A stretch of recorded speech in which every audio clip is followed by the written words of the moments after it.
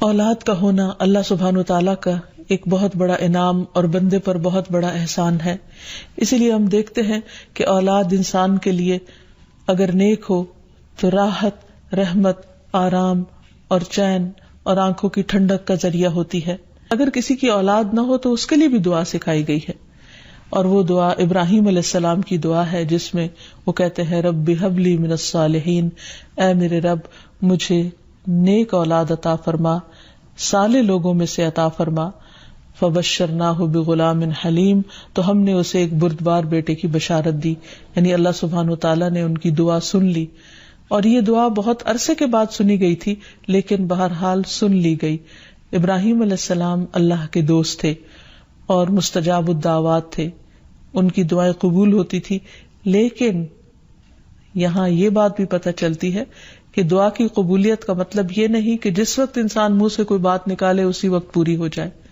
اس کی پورے ہونے میں بعض اوقات کئی سال گزر سکتے ہیں، جیسے ہم دیکھتے ہیں یوسف علیہ السلام کے واقعے میں، ابراہیم علیہ السلام اور دیگر پیغمبروں کے سلسلے میں.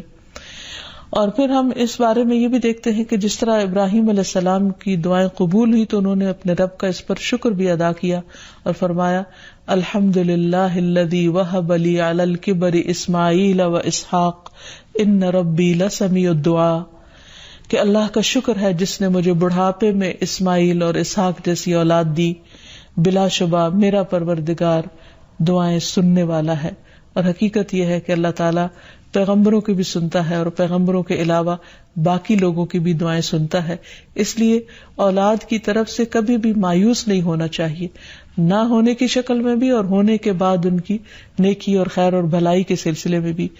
اور اس میں ہم دیکھتے ہیں کہ زکریا علیہ السلام کی بھی اولاد نہیں تھی تو وہ بھی بڑھاپے تک مایوس نہیں ہوئے اور دعا مانگتے رہے.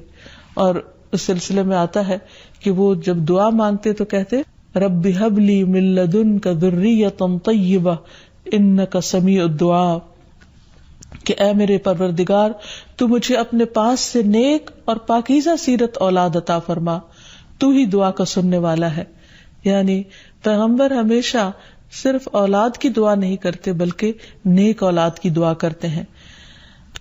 دعا ایسی چیز ہے جو انسان کی تقدیر کو بدل دیتی ہے.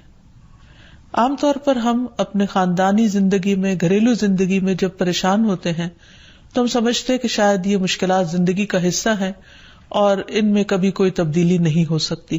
حالانکہ اللہ سبحانہ وتعالیٰ کے لیے کسی بھی چیز کو بدلنا کچھ بھی مشکل نہیں. بعض اوقات ہمیں شیطان یہ وسوسہ ڈالتا ہے کہ یہ چیز تمہاری تقدیر میں لکھ دی گئی تھی اس لیے اب اس سے کوئی نجات کا راستہ نہیں. حالانکہ حدیث میں واضح طور پر آتا ہے، رسول اللہ صلی اللہ علیہ وسلم نے فرمایا کوئی چیز تقدیر کو بدل نہیں سکتی سوائے دعا کے، اور کوئی چیز عمر میں اضافہ نہیں کرتی سوائے نیکی کے. یعنی اگر انسان دوسروں کے ساتھ خیر و بھلائی کرتا رہتا ہے تو یہ چیز اس کے عمر میں اضافے کا ذریعہ بنتی ہے. تو بات یہ ہے کہ جب بھی ہم اپنے خاندانی حالات، گھریلو زندگی، اپنے ازواج یا اولاد کے سلسلے میں کچھ بھی پریشان ہو تو اللہ سبحانہ وتعالیٰ سے خوب خوب دعا کریں، اور دعا سے پہلے اللہ تعالیٰ کی حمد و ثنا بیان کریں.